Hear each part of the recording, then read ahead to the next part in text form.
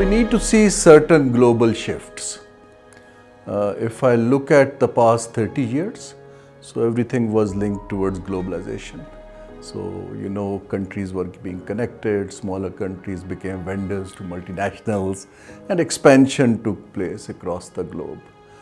For the past 10 years, we are seeing more regional blocs cooperating with each other. As many experts say, regional connectivity and regional cooperation is the name of the game. So proximity has become an advantage because that cuts down your economic cost.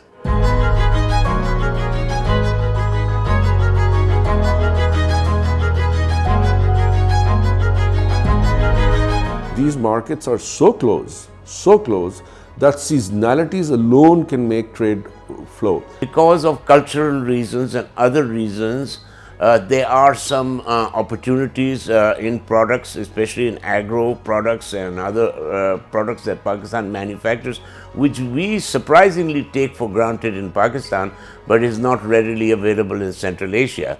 I have myself eaten 3 years rottenmost quinoas from Pakistan, which somehow probably walked from Sahiwal to Almaty and got there, but they were still lapped up. If we could really connect the landlocked countries in Central Asia with the Indian Ocean and use the Pakistani infrastructure, Pakistan's logistics setup, then I think that would be a game changer. It would be a win-win for businesses here in Pakistan as well as businesses in Central Asia. For us, Pakistan can serve as a regional hub, connecting our country with other continents, and vice versa. Kazakhstan can serve as a regional transit hub for Pakistan, connecting your country with so-called big Eurasia. Just to give you a small example, say rice sector.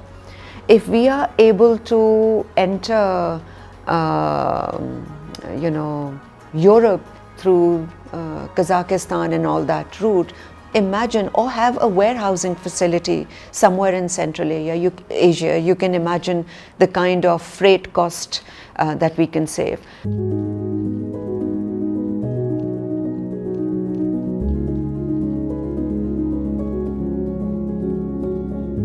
If two countries start making money because of a value proposition, then the confidence will start building and other things will start falling. We need to capitalize on some of the developments, for instance TIR convention. So now Pakistan is at par with the region in terms of the trade connectivity. There is a potential.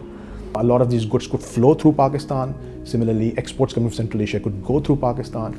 But for that, we need modern ports, a lot of operational efficiencies. We are a competitive route, but I think the Pakistan road networks still need a lot of enhancement.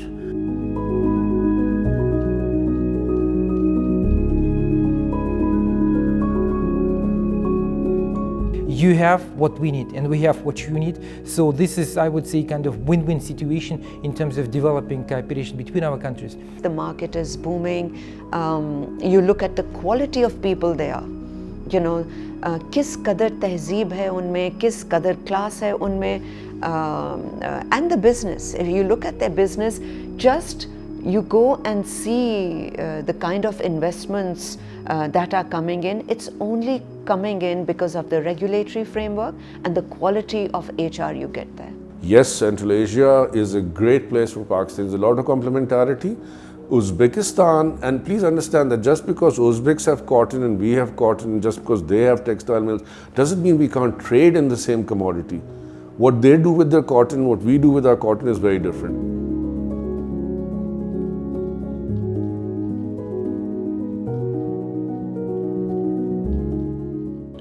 How the governments think is not as relevant as what the supply-demand functions are. You hear a lot of G to G these days, whereas it should be B to B actually. Let trade flow, let people flow.